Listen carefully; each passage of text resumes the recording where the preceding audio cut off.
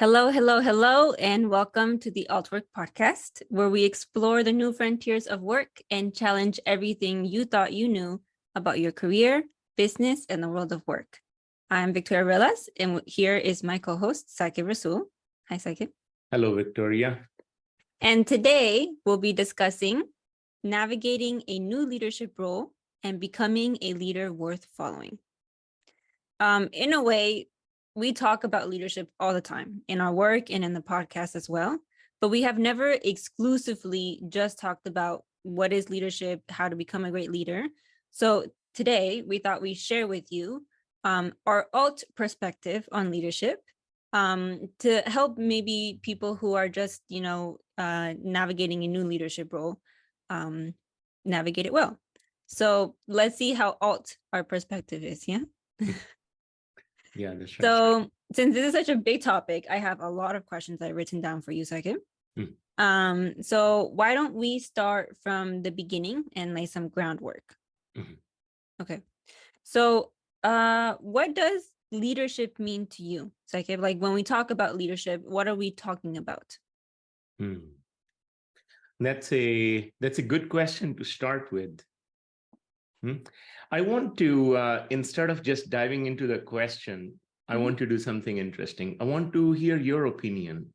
Being a young leader yourself, when you hear about leadership, what does it mean to you? Maybe let me start by listening to you a little bit and form my thinking on such a big question right off bat. Okay, sure. When I think about it, I think that, when someone is like promoted to a leadership role, I think it's usually because that person is willing to take responsibility for a bigger concern, right? So they're now in charge of like a team or a bigger project. And it is because they have shown or proved that they are willing to take responsibility for it. Their care is bigger than just themselves and their work, but about the team and about the whole business doing well. Yeah. So that's what I think. That's what comes to my mind. I think it's right on the dot. Maybe let's just say leadership is three things. Let's start with where you started. First, leadership is taking responsibility for messes that no one wants to take responsibility for. Yeah. First thing. Second thing, ask questions that no one wants to ask. Why there is so much mess? What's going on here?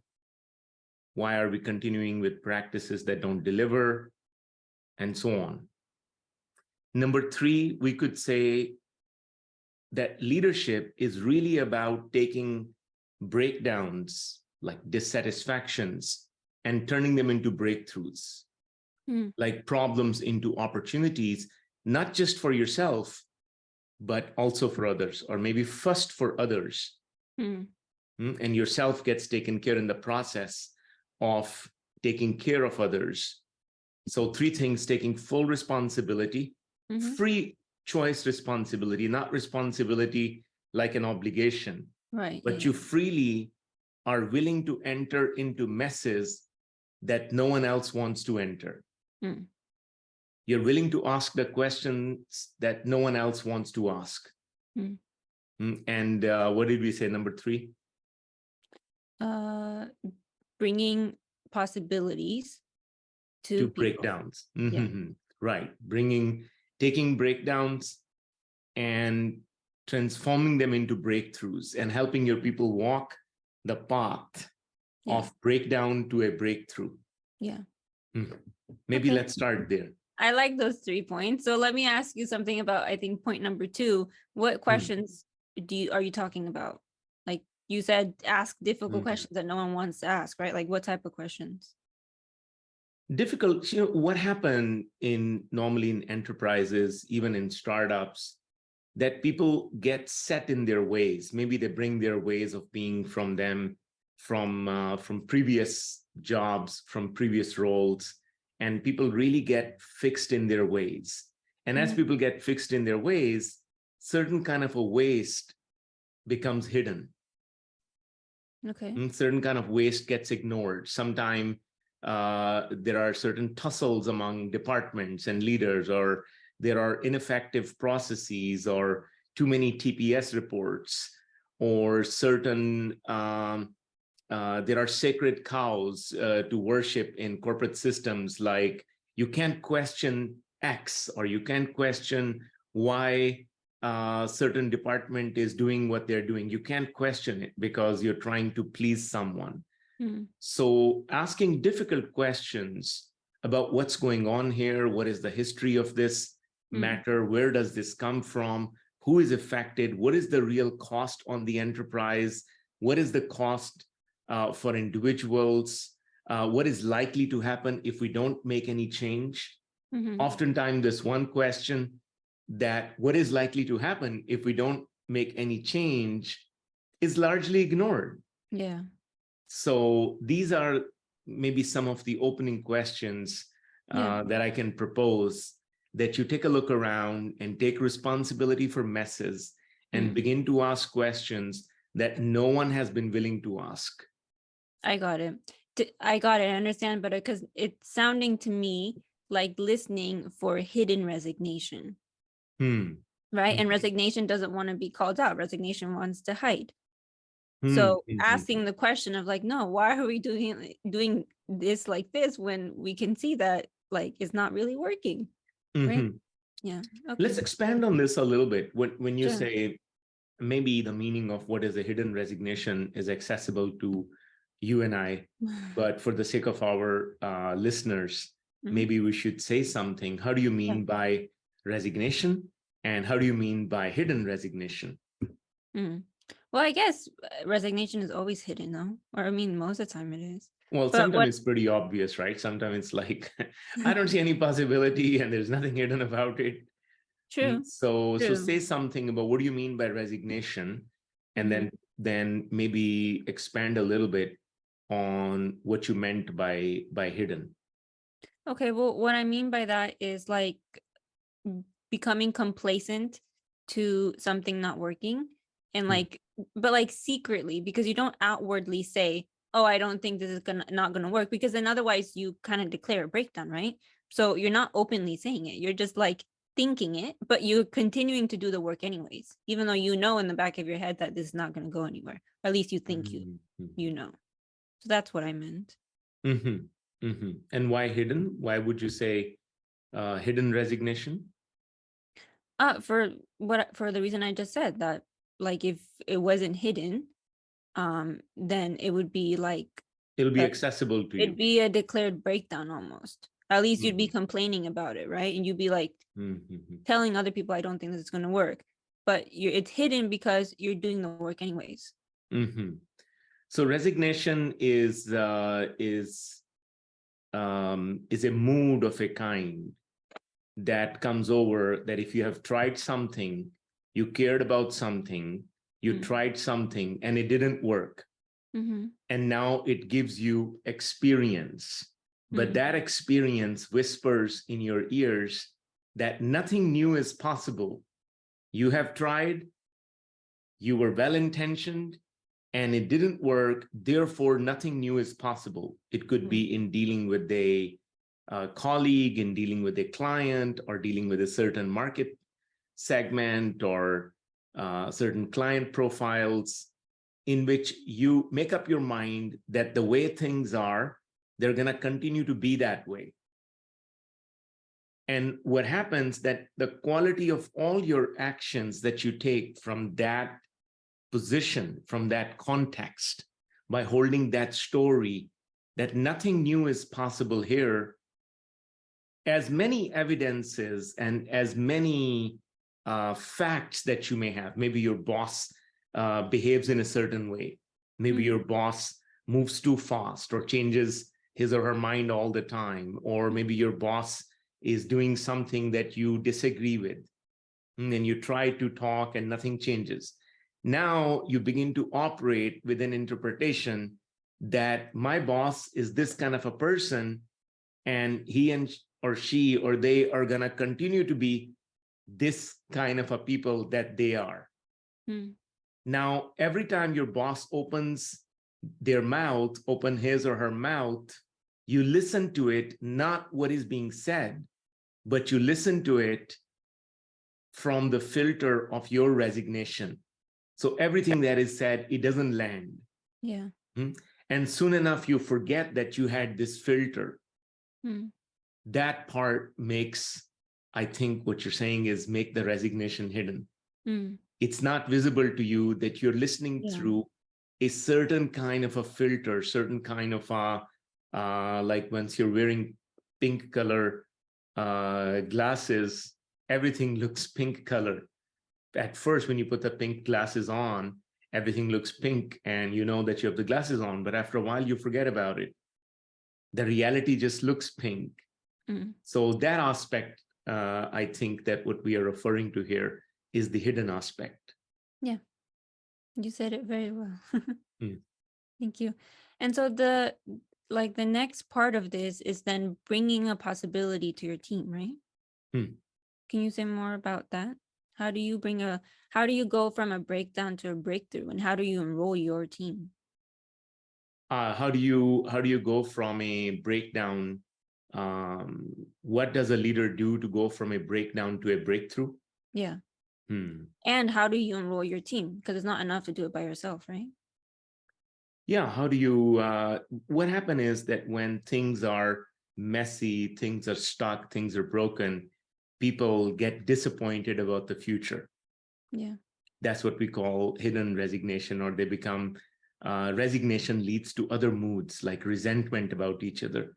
Resentment about each other comes from not seeing that something new can happen here. So since you don't see anything new as possible, you might as well be resentful. Or since you don't see anything new as possible, you might as well just watch your own back, or get as many gold coins in your bank account as possible, as sharply, as quickly, as effectively as possible. And in a space like this, not only breakdown is not dealt with, but there is no leadership. So how, as a new leader, as someone moving into a leadership role, steps into that kind of a role where you come in and it's breakdowns everywhere, there is resignation everywhere, and where do you begin? And resentment everywhere. And resentment everywhere. Yeah. And soon enough, if you're a new leader of a team at any level, whether you are a first level manager or a general manager or making the CEO and everything in between, wherever you are, you're pushed into a web of relationships, and you may be experiencing a lot of negative moods in that web of relationships. And so you ask a really good question: how do you take these breakdowns and turn them into breakthroughs? I think the first job of a leader, it has to be beginning with listening to what's going on. A lot of time, new leaders get the impulse that I need to fix something, especially if you are a senior person. Suppose you are a vice president and you did really good in your job, and now you're being promoted to the CEO role. So what you learn from your experience, the solutions that you learn from your experience, or if you were an individual contributor and you outperformed in your job and now you have been made a manager, and you learned something while you were contributing individually, or at a certain level of your management or leadership role. So you have formulas in your head, you know how to fix things. Oftentimes, when you go to a new team that is full of breakdowns, full of resignation, full of resentment, and everything in between, and you try to bring a solution, what is likely to happen? It doesn't work. Their solution is rejected. People like, you don't know what my problems are. How could you solve my problem if you don't know what my problems are?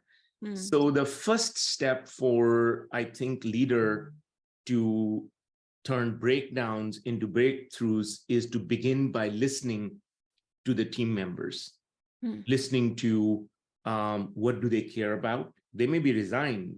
Remember, we talked about this in another episode, that if you don't care, you cannot be resigned. For the fact that you're resigned, that means you care.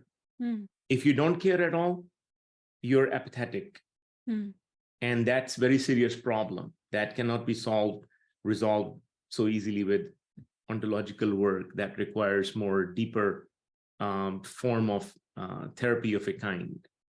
But most people are not apathetic where they just don't care. Most people care deeply. They just don't see anything new as possible. So as a new leader, your job is to get in touch with the care of those people. Begin to listen to what do they really care about at a personal level, at a team level. Also to assume that everybody is selfish and everybody only cares about their own career has little to do with the people you're working with, has more to do with how you see reality yourself. And so first step is to begin to listen to what are and one more thing, we're talking about care not as some kind of a touchy-feely thing. We're talking about care not as kind of like this mushy emotion. We're talking about care as your choice of engagement, that where you have chosen to engage, whether it's working or not working. So first, getting deeply in touch with where your team members are engaged, where they have chosen to engage, what do they care about, what are their frustrations. I like this. So in a way, showing up to this new role, not with like preconceived notions of,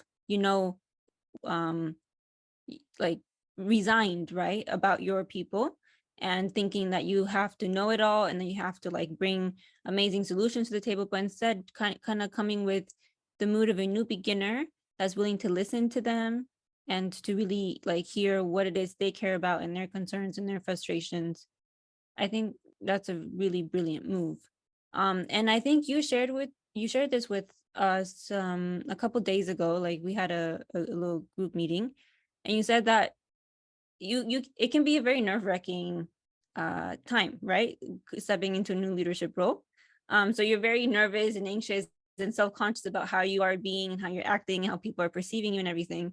And you said something that struck with me. You said like shift the focus from yourself to your team. All anxiety and depression comes from focusing too much on yourself.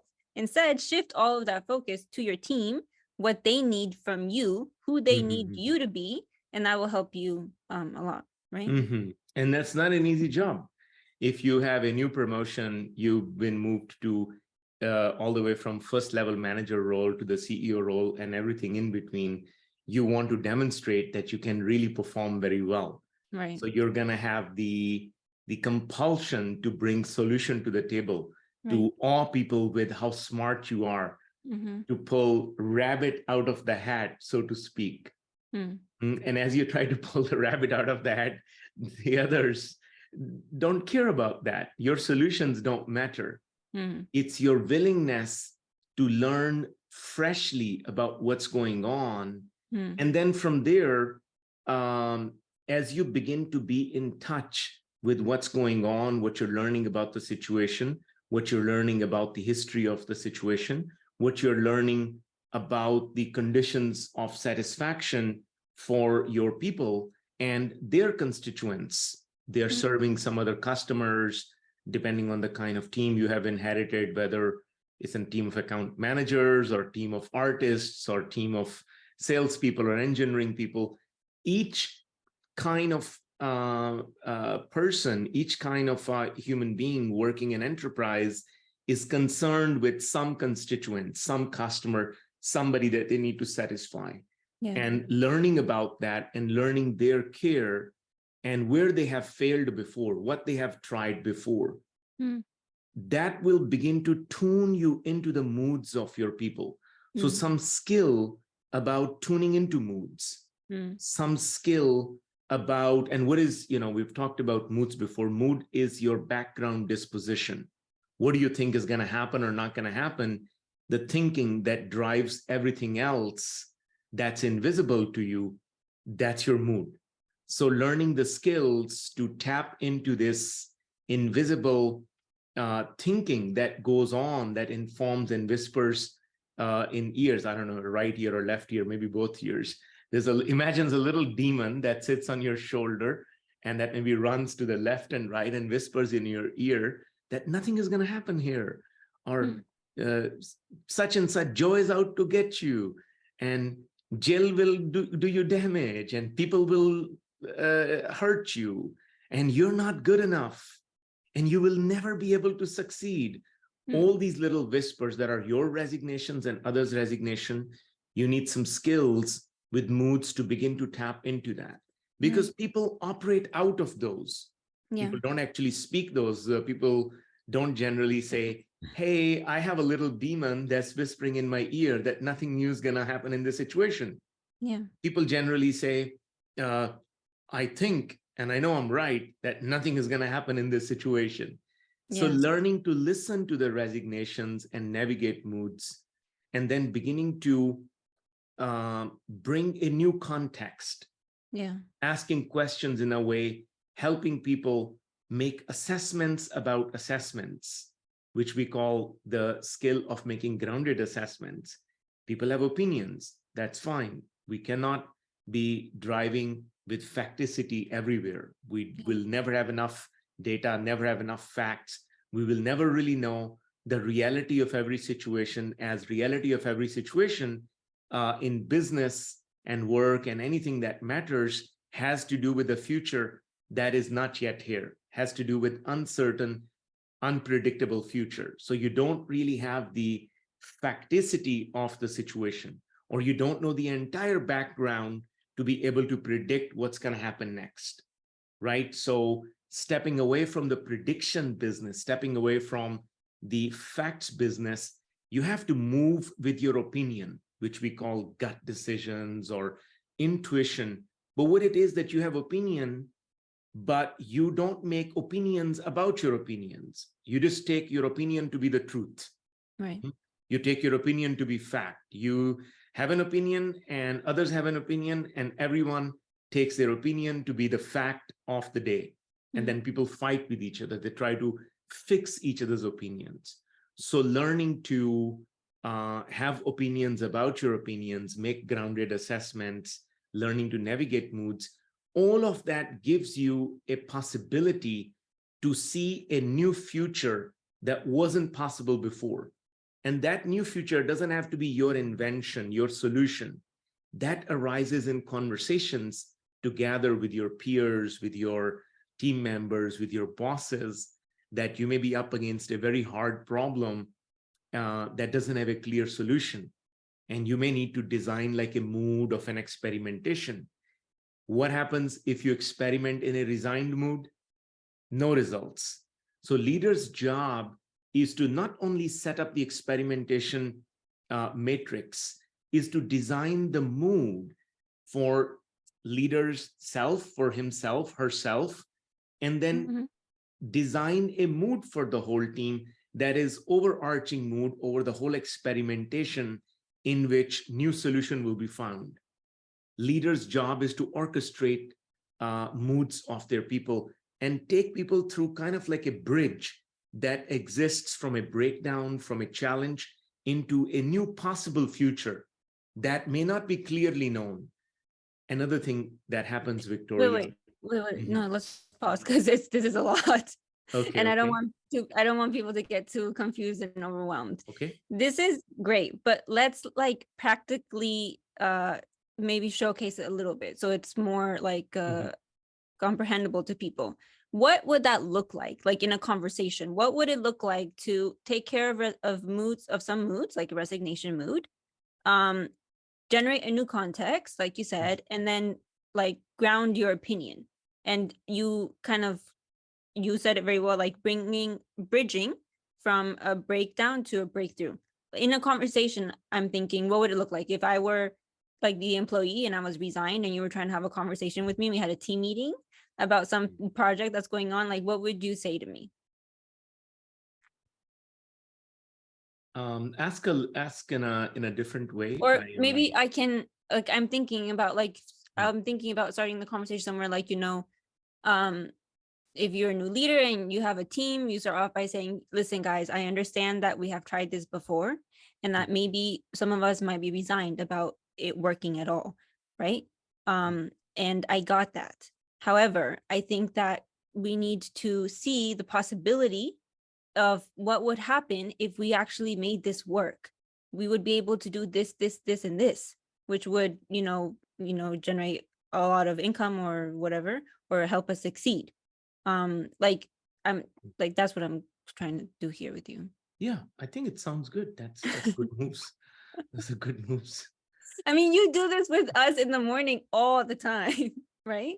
Mhm. Whenever me and Maria, who is my coworker, show up to a meeting, and sometimes you catch our bad moods. Sometimes you call us out and you say, guys, no, we can't act like that, right? Mhm, mhm. Yeah. I think the important thing to do here, I see what you're trying to ask me. Tell me if I'm in the right direction. I think you're asking actually an incredibly important question, that how do you help someone who get very stuck in their resigned mood? How do you break loose someone out of the stuck mood, out of a stuck interpretation of the situation? I think the first step has to be that you put them in touch with the care of the situation. Generally, people that are stuck in a resigned mood are the ones that cared deeply about something, but they don't see anything new as possible. Yeah. Right. So they have not had the opportunity to have an opinion about their opinion, if you will. Okay. They haven't had the opportunity to form an opinion about their opinion. So introduce them to the skill of like revisiting their opinion and thinking together about what else might be possible in this situation, thinking about new possibilities, reminding them that they have the responsibility out of their care to think about new possibilities, and showing them the situation itself may be stuck, but the mood they're bringing to the situation that is keeping the situation exactly where it is. This exercise might begin to have some begin to shake loose the stuck interpretation. Is that what you're? Yeah, I think that's okay for now. Let's move the conversation to a different place. Let's talk about what makes someone worth following. Like, what makes a leader worth following? That's a good question, especially if you're just entering a new job, a new role. The question must be on your mind, what makes you worth following? I Yeah. think this question we should look at, like, what kind of leader is not worth following? Okay. We start by investigating. I think the leader that is not worth following is someone who is still operating from the industrial era 20th century management skills, which was predominantly around control. Yeah. That if I can control my people, if I can get them to do exactly what I want them to do, Yeah. that would result in a success. Yeah. That kind of a leader who's full of ideals and full of solutions and full of sureties and certainties is not a leader worth following, is a leader that is bound to frustrate his or her people. The leader that is worth following, that is a leader who is listening to their people, who is paying attention to what the breakdowns are, as we talked in the first part of the conversation. Yeah. Someone who is tuned into the moods of the people, who see a new possibility in the middle of a breakdown, who has the skills for dealing with breakdowns, who doesn't just get stuck with the psychological interpretation that disaster has happened, is someone who declares the breakdown, who agrees some disaster has happened, gathers people, think about possibilities that maybe what we were going to do is we're not going to be able to do. Like in this podcast, the technical difficulties got in the way, and we're not going to be able to deliver one coherent whole video. But what we can still do, that maybe we can record part 2, for example, and post it later. So the possibility always arises in people being concerned about what they're concerned about, and then dealing with each other, talking with each other, Such a leader who orchestrates this dance, I believe, is a leader worth following. I like that. And I would like to share that I respect you as a leader a lot. Thank you, Victoria. And what Why do I you think, respect me as a leader? A lot. yeah, I was gonna say, I think what makes you worth following is that number one, yeah, you do not try to control everything, which it creates a lot of freedom for us to work together, however we want to work together, right? And then the second thing is that you create the space for conversations in which we think together and come up with solutions together or new possibilities. You don't try to impose. No, well, sometimes you do have an insight that, I think we should do this, but you don't try to impose it and say, no, we're going to do this no matter what you think. You, in a way, help me and Maria come to that conclusion as well. And sometimes towards the end of the conversation, that place, we're in a slightly different place than what you had originally imagined, but it's a very good place, right? So I think those qualities make someone worth following.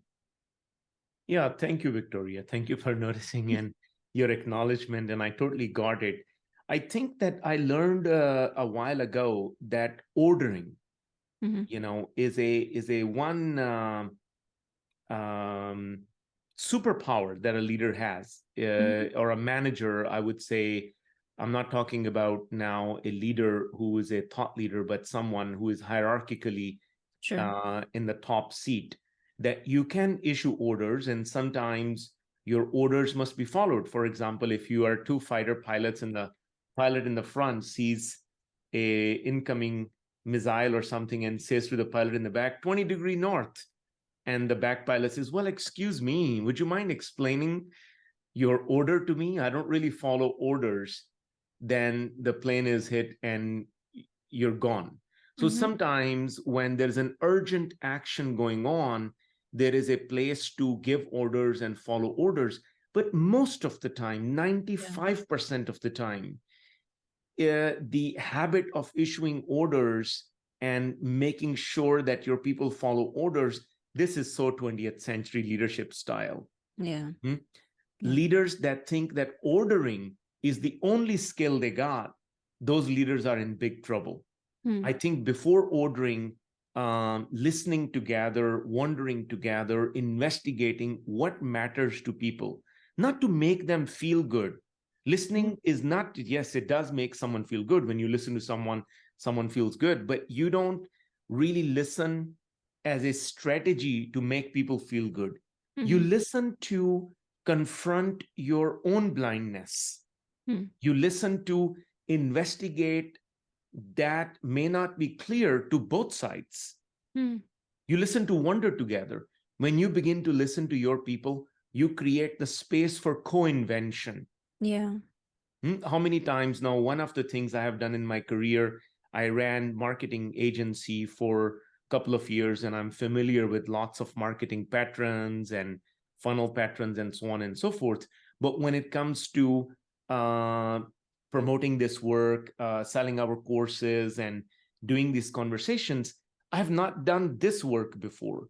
So it makes sense for me that instead of issuing orders to my team, that I begin to confront my own blindness, which is to say, I don't know how to sell this kind of leadership coaching work. So let us think together of what we're going to do. That creates, at first it actually shocks people.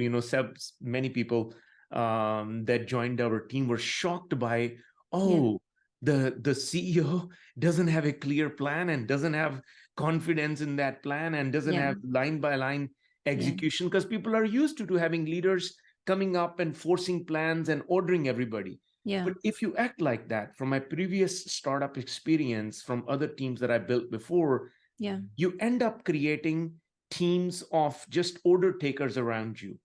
So when a breakdown happens, when opportunity comes for everyone to think on what to do and choose a new future together in the face of a breakdown, in the face of a resignation, then the team gets stuck. The team cannot think together. Even in this conversation, we had a technical breakdown. I had a bad mood about the technical breakdown. I want to do this next week. But you said, no, no, no, listen, why don't we just record this and append it as part 2 of the conversation and so on and so forth.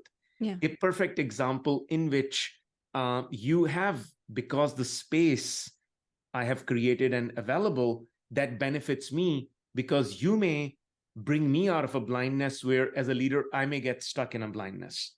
So that makes sense. No, it makes sense. This is like, you know, power over versus power with, right? That's a good Instead of, distinction. yeah. Mhm. And this is costly because this is, I'm like power over is costly because I'm thinking of one of my friends who recently quit her job. And the reason she quit is because she was working for this company and the CEO or the founder was a little bit too removed from what was really going on. And the business was doing bad. And he had a great plan about how to make it work. And like it was perfect. And like just one morning, my friend went to work and she was like, there was like a whole new plan about what we're supposed to do. But like the employees were not at all like enrolled into this plan. So it just felt to them like you're just imposing this new thing. And like you don't even see what's actually broken. Like that's not going to work. Like it's not obvious to him or her that that plan was not going to work. And he didn't even like talk to us about it. He didn't even ask us what we think is not working and where we think that we should focus more time. And so my friend really felt like this is not a place I want to work, right? So she quit and she went to another place. Oh So my the goodness. cost is it's costly. You losing people. I'm sorry to hear your friend went through that experience, and maybe you should offer your friend to speak with the CEO. She's already left the place, Yeah. so it may not be her concern anymore, but it's a good idea to speak to the CEO, because oftentimes people that issue orders like this, that come up with, leader goes away in a cave, comes up with a perfect vision, comes Yeah. down from the The mountain cave. and gives his or her people, and it's generally his, but could also be her. There's no Yeah, for sure. male part of the species doesn't have dominance over tyranny. It could be either way. Yeah. So leader comes down, but generally, historically, there has been men or that have come down from the vision quest, and now the vision is clear, and now the leader's job is to push this vision, Jack Welch style, onto his people, and whoever doesn't get aligned, remove them, cut them out of the game. But what's happening these days, that people, in reaction to leadership style like this, people are quitting. Yeah. People are saying that this is indignity. I will not stand for it. Yeah. We need to help your friend and the chief executive and everyone across the board, because I believe that chief executive had good intentions. Yeah, Chief for sure. executive was probably worried about the future of the organization, worried about some challenge, and felt that it was his responsibility to come up with solution. Yeah. And while trying to take care of the organization, of the people, such a CEO ends up injuring the people, because now people cannot co-own the solution. This whatever new future, new game plan, new strategy that CEO came up with is not shared by people. People don't believe it's their own. People are still working out of the old interpretations or some old plan or commitment that they made. And people are going like, wait a minute, I'm doing great work. Now you're telling me all the work that I have done is irrelevant. Yeah, And exactly. you got a new plan. Yeah. You know what to do with this new plan. Yeah, exactly. You can take it and live with it.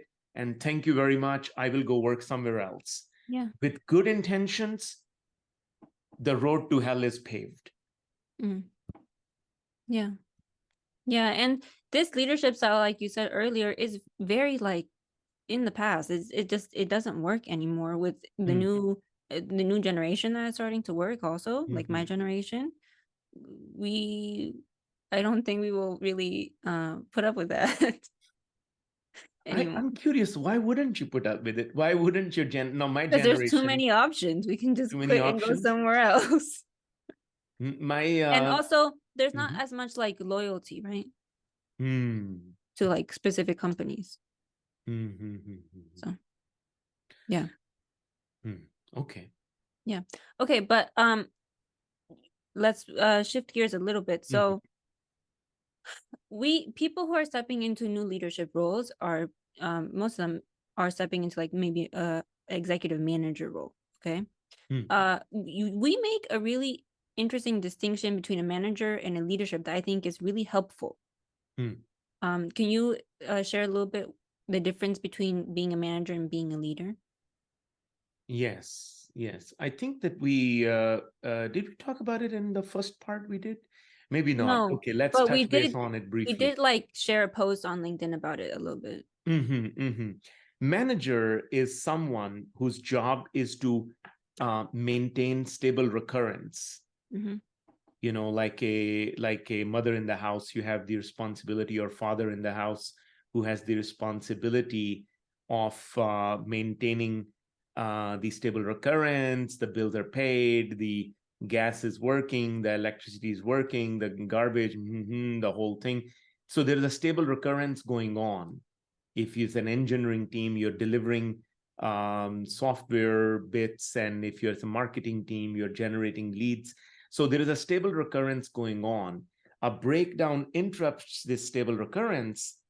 Now the manager's job is to deal with this breakdown, to see what's broken, to see what's possible, to mobilize resources, and restore the stable recurrence. Leader's job is to see the stable recurrence going on that is not delivering results. So there's a bigger breakdown, but generally people are not in touch with that breakdown. Maybe the results that are not delivered have been accepted as a normal thing. Yeah. Maybe the waste that is in the space, that is accepted as a normal thing. So leader's job is to produce the breakdown. Leader's job is to disrupt the stable recurrence that is not delivering satisfaction, and is to disrupt the breakdown, to ask the question, is to make a declaration that this is no longer working. So those are two connected but opposite skills to each other. Manager's job being producing the stable recurrence, leader's job being disrupting the stable recurrence.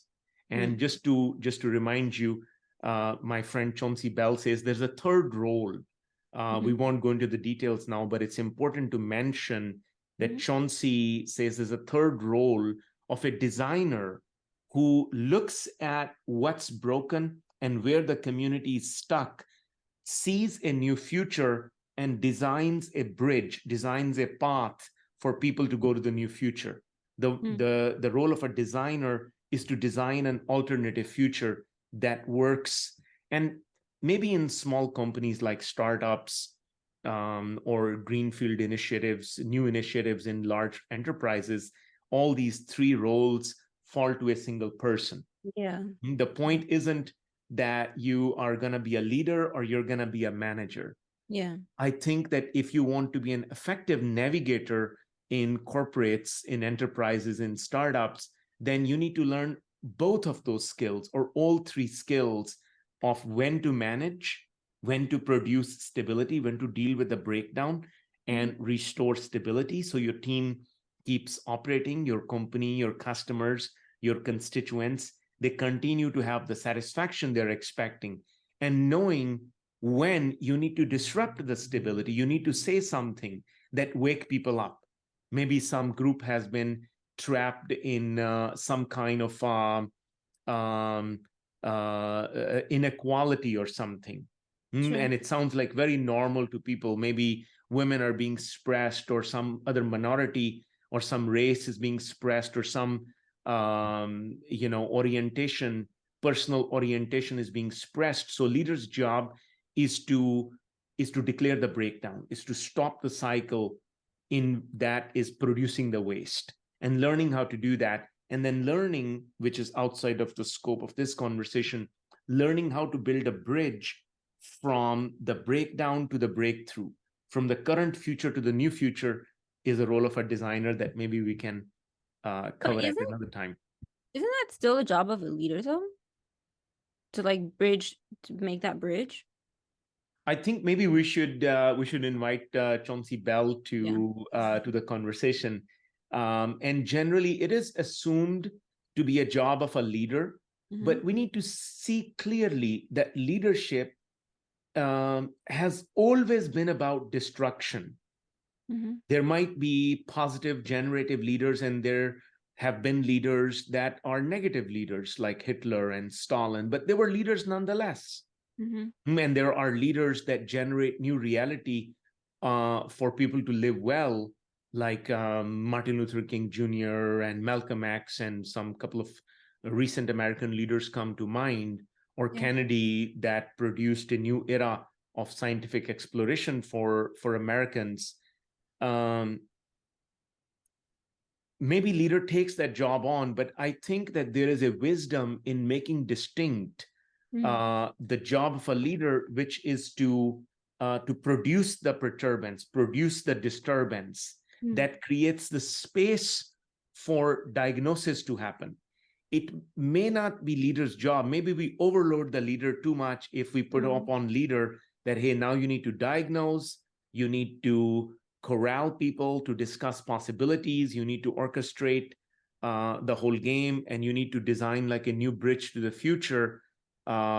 If it is a leader's job, then we need to identify those skills as design skills, according to my friend. Maybe we can investigate that a little further.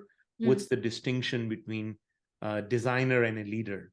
Yeah, maybe Chauncey will be our next host or guest in the podcast next time. Yeah, but that's interesting, and thank you for answering my question. And I can see that it's not a matter of being a leader or being a manager, but it's a matter of knowing when to be a manager, when to have stable recurrence, and when to be a leader, when to declare a breakdown when something is not working and call it out, right? That's right. That's right. Yeah. We talked about the example that, to have a good hearty dinner, you need both a fork and a knife. But what if you got hold of the fork first and you learned to use the fork, or you got hold of the knife first and you say, I'm a forkist or I'm a knifist? You don't want to be a forkist or a knifist. You want to be adept at using both. So you can cut into your vegetables or your meat or whatever you're eating, and you can have a yummy dinner. Imagine trying to cut into a steak or cut into a thick vegetable only with the fork, or trying to hold things with your knife. Most people end up being forkists or knifists. They end up having these ideas. I'm just a manager, I'm not a leader, or I'm a leader, I don't do management things. And now we bring up a new role of a designer. Oh, it's not my job. It is someone else's job I'm just a leader. I'm just going to produce the perturbance. A lot of leaders do that. They come up, they know they have learned the secret of gaining power by declaring a breakdown. So all they go around is declaring breakdowns all the time without taking responsibility of, after declaring the breakdown, how you are going to map a path to a new future that produces wellness for others. I think many of the negative leaders that we mentioned, like Stalin or Hitler and other negative leaders, they are not successful in mapping a path to a better future. The paths that they map leads to a lot of unwellness. So their path crashes. Successful leader is someone who sees a better future than the one right now and begins to map the path to do the job of a designer and bring people along the way. Like Martin Luther King Jr. I think he might have, I think he did that well, or exemplified doing it well. Yeah, if you're not going to do the later part, please don't just declare breakdowns and not take responsibility for them. We have a technical word for those people that go around declaring breakdowns all the time. I forgot. What is it? We call them windbaggers. You're windbagging, or you're whining. You're just you're emoting essentially everywhere. This doesn't work. This doesn't work. Or you're not even declaring breakdowns. You're just complaining stuff doesn't work. Yeah, because you're not taking responsibility for it. You're not taking responsibility but if you're just declaring breakdown, you say, I'm upset about this and this doesn't work, and don't take any further step. We have another technical word in our tradition. I believe that Chauncey may have come up with that word. We call it, you are heroically suffering. And a lot of people around you that go around declaring that doesn't work, and my government is screwed up, and my company is screwed up, but I will stay because I'm a good person and I will suffer heroically. So that is not leadership. Leadership is, if you get upset and perturbed and you feel emotional impact, that's fine. That only demonstrates that when breakdown happens, you don't feel good. You're emotionally upset, like I was about 30 minutes ago when suddenly our podcast got cut off. And it's fine to have that emotional impact right away, to feel your psychology. But you don't want to be trapped in a psychological prison. You want to begin to declare the breakdown, and you don't want to just get trapped in declaring the breakdown. You don't want to suffer heroically.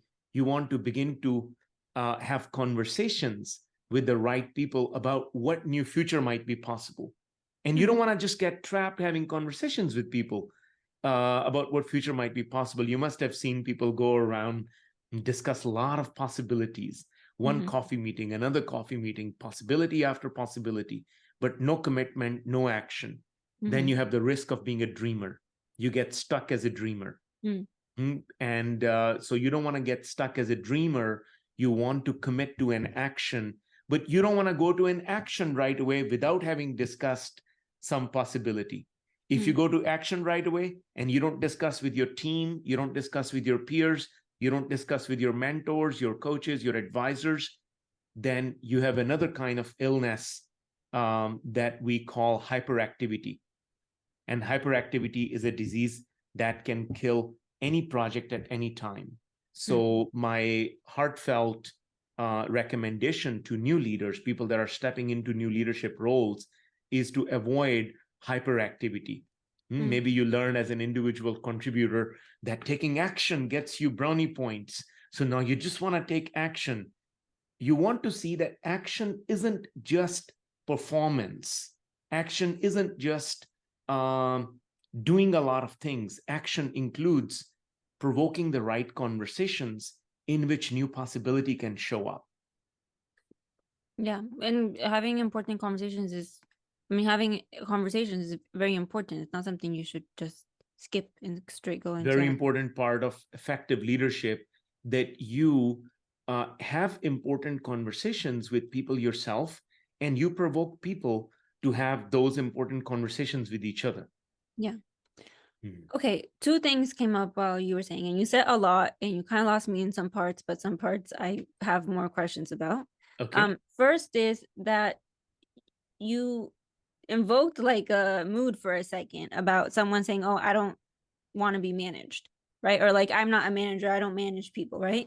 And I guess some people do think like that, oh, they don't want to call themselves a manager because no one likes to be managed, right? So they don't want to but I mean, part of your job is to manage. So like, what's the fine line, right? Like, you don't want to manage your people, but then what do you do then? Good question. Say more about what do you think should be done in a situation like this? You've been a manager now for 2 years. You have led several teams, contractors. I wonder, what would you do in a situation like this if you find yourself trapped like that? Well, I think firstly, when people say, oh, I don't like being managed, or I don't want to be managed, I think it's more of, I don't want to be controlled. I think maybe we have mixed those two words, management and control, together. I think, yeah. Yeah, nobody wants to be managed today, right? I think that's a Right. particular shift happening more in younger generations. People don't want to be told what to do. People want to have freedom to be able to do their job in the way that they see best. So I think what we need to do here is to reinvent what we call management. The old style management, I think, is dead. I think the factory style, industrial style, where the job of a manager is to be like a factory foreman sitting in the corner with your hands collapsed in up your sleeves and watching people who comes on time, who takes longer breaks, who's chatting with each other. It's like managing people's bodies and managing people's minds. Or micromanaging, right? Micromanaging, with even the at that time, micromanaging was the management. If you're going to exert control, you might as well exert control over every single aspect of person's activity. And that style of control, I think people are rejecting. I think that people today want to be self-managed. So a successful manager is someone who produces the space for people to manage themselves and not have to be managed by others. So manager then needs to learn a new skill, and we're shifting between the distinction of leader and manager. And I think what we're really arriving here, that a lot of these, if you're having a new leadership role, it's most likely a managerial leader role that you're having. We can talk, investigate that further. The skill that you want to have is begin to see what management is about. Management isn't about controlling the movement of the body and thoughts of the person that you're managing. Management is about communication and orchestration of action. Management is about coordinating breakdowns, coordinating promises, commitments, delays, providing space in which this coordination can happen among people. If people get stuck, management is about helping people negotiate, work with each other in the way that their agency is not taken away. This skill of coordination is what I think is a new managerial leader in today's era would need to cultivate. I like that. Yeah. And like you said earlier, allowing the space for people to kind of manage themselves, right? So you don't have to micromanage. That's I think that's very powerful. Yeah. So, one of the questions that we get a lot, and I'm not saying that I fully understand this concern, and maybe you understand it better, but we get asked the question of, how do I manage up and down both? Can you maybe elaborate on the question itself first? Like, what do people mean when they say that? Managing down is, I think, is obvious to people already. That My team, managing up is when your bosses are trapped in the old interpretations that they need to control you, or are expecting too much, or not negotiating, or issuing too many orders. Then managing up will have to do with how do you negotiate with your bosses, with your seniors, with your superiors in the job.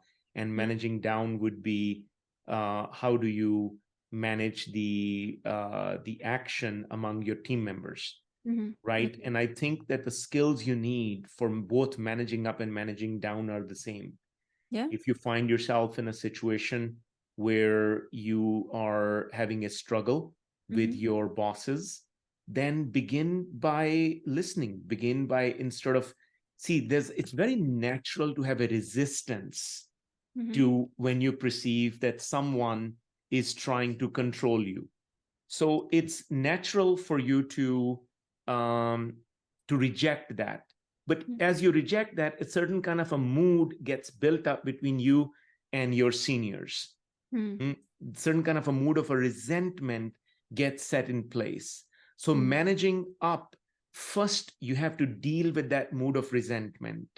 You have to deal with your contribution in it. Maybe start by owning your contribution in it. If you are in a situation where you're having difficulty with your bosses, they're giving you too much work, they are maybe asking for too much, or too many orders are being issued and you're being unjustly treated, first get in touch with that resentment and acknowledge your participation in it.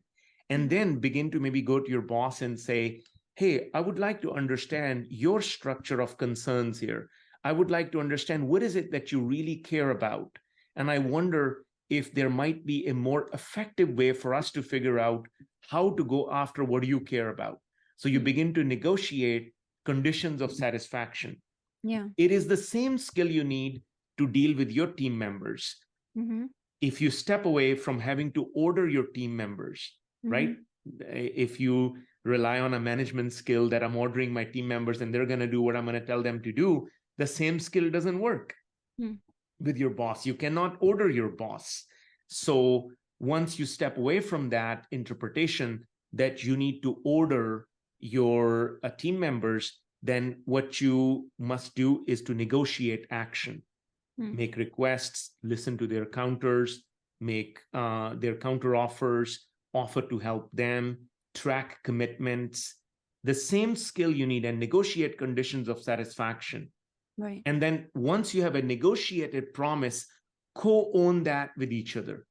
The same skill with bosses, you begin by listening to their care. Maybe they have some view of the forest that you don't have, your bosses. They may have some concerns that you may not be in touch with. Right. Wondering about that concern, asking that we have communication with each other in which we negotiate conditions of satisfaction.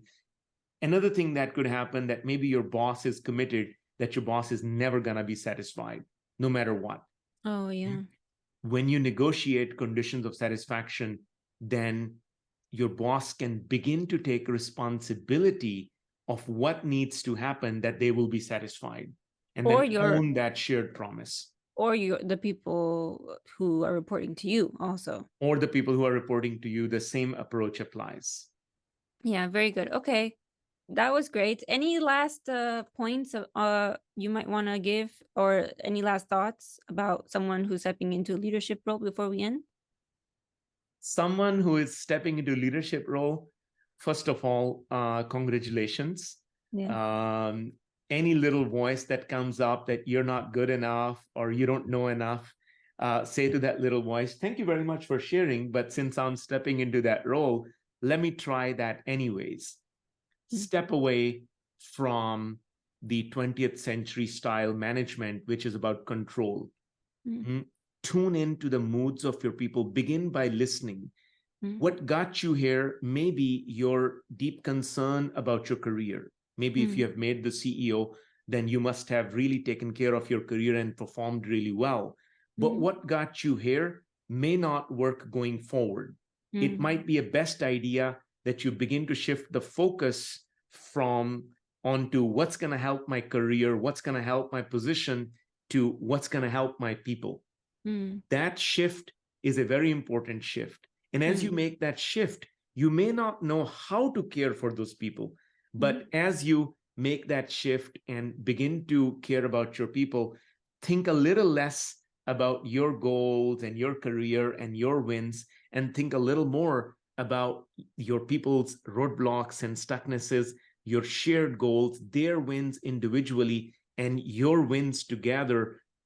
Whether you know how to lead and how to manage and how to design, or whether you don't, it almost doesn't matter. When you bring care, and not just care as a touchy-feely, mushy thing, but care as a commitment to engagement, when you bring that to the table, new solutions will reveal themselves to you as you go forward in your career.